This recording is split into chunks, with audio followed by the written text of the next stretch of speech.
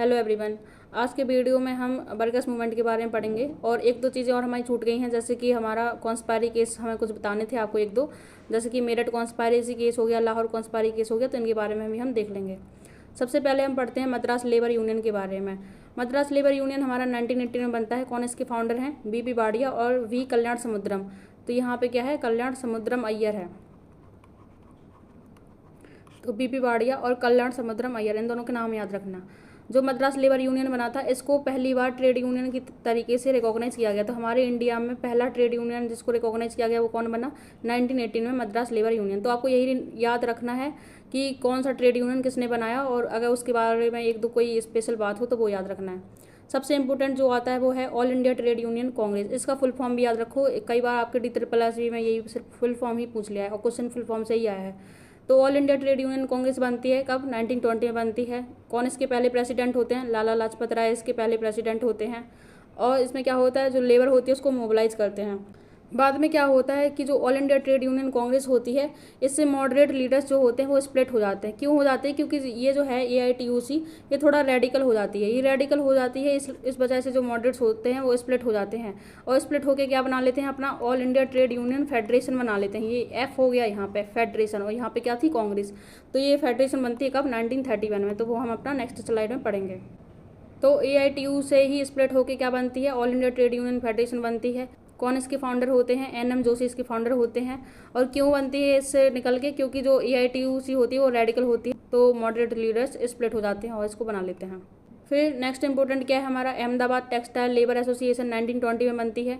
ये गांधी जी के जो आइडियाज़ हैं उसके इन्फ्लुएंस से ये बनती है। कौन? Ahmedabad textile labour association. तो यही पूछ लेंगे कि किसके इन्फ्लुएंस से या किसके विचारों से इन्फ्लुएंस होकर ये फाउंड हुई है। तो महात्मा गांधी की कब हुई? 1920 में बनी है। फिर आते हैं हमारे एक दो एक्ट। ट्रेड यूनियन एक्ट 1926 आता है, और एक हमारा ट्रेड डिस्प्यूट बिल आता है 1929 का। तो इन दोनों को पढ़ना जरूरी है क्योंकि क्वेश्चन आते हैं। तो ट्रेड यूनियन एक्ट 1926 आता है, जिसमें बोलते हैं कि जो ट्रेड यूनियन है उसको अब हम लीगल एसोसिएशन रिकॉग्नाइज करते हैं, क्योंकि अभी तक जो ट्रेड यूनियंस थी उसको एक लीगल मान्यता नहीं मिली थी। तो ट्रेड यूनियन एक्ट से जो ट्रेड यूनियन है उसको लीगल मान्यता मिल गई, लीगल एसोसिएशन उनको बना दिया। पर वो तभी बनेगी जब आप उसको अपने ट्रेड यूनियन को रजिस्टर करवाओगे, और जो इन्होंने एक्ट के थ्रू कुछ रेगुलेशंस वगैरह दिए हैं उस रेगुलेशंस के अंडर वो ट्रेड यूनियन काम करेंगी। तो आप पहले रजिस्टर करवा लो, और जो भी रेगुलेशंस वगैरह दिए गए हैं आप उनको फॉलो करो, तब जाके आपका जो ट्रेड यूनियन है वो लीगल एसोसिएशन माना जाएगा। और नेक्स्ट इंपॉर्टेंट पॉइंट आप याद रखना कि जो ट्रेड यूनियन है उसको सिविल और क्रिमिनल इम्यूनिटी दी गई है under this act, trade union act 1926। मतलब ट्रेड यूनियन अगर स्ट्राइक वगैरह करे या कोई डिमांड करे ब्रिटिश गवर्नमेंट से, तो उसको सिविल और क्रिमिनल इम्यूनिटी दी गई। मतलब उसके अगेंस्ट कोई केस बेस नहीं हो सकता, कोई कंप्लेन नहीं हो सकती है। फिर आता है हमारा most important trade dispute bill 1929, जो कि इंडिया के लिए नेगेटिव साबित होता है।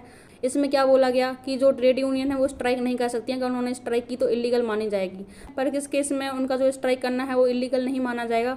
बोले कि अगर ट्रेड यूनियन स्ट्राइक करने के 1 महीने पहले नोटिस देते ब्रिटिश गवर्नमेंट को, फिर जाके वो स्ट्राइक करे, तब उनकी स्ट्राइक इलीगल नहीं मानी जाएगी। मतलब 1 महीने पहले आप नोटिस दे दो कि हम स्ट्राइक करने वाले हैं, तो फिर आपकी स्ट्राइक जो है इलीगल नहीं मानी जाएगी। अगर बिना नोटिस दिए हुए की तो इलीगल है।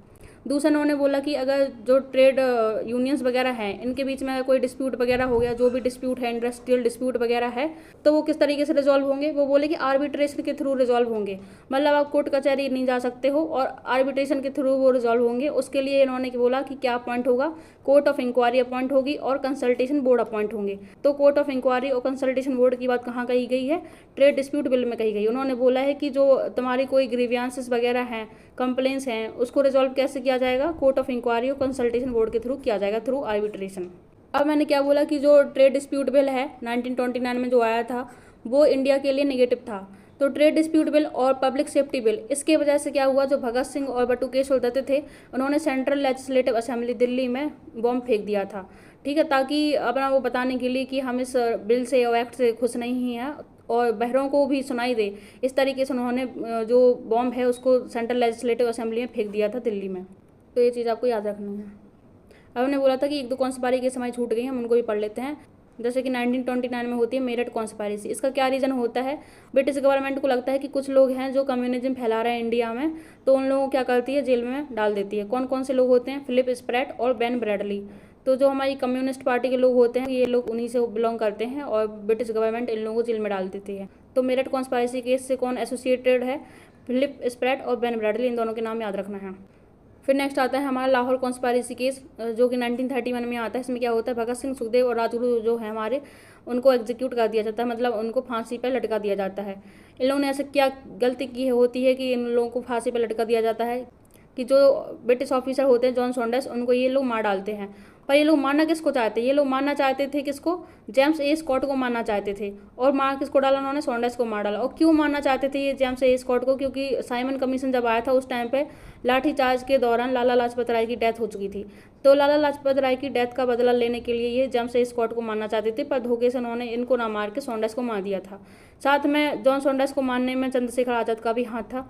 तो इन्हीं सब रीजन की वजह से जो भगत सिंह, सुखदेव, राजगुरु हैं, इनको लाहौर कॉन्स्पायरेसी केस के अंडर इनको एग्जीक्यूट कर दिया था। तो आपको इन सब के बारे में इतना ही जानना था। आई होप आपको आज का लेक्चर हमारा अच्छा लगा हो। Please like, share and subscribe. Thank you so much everyone.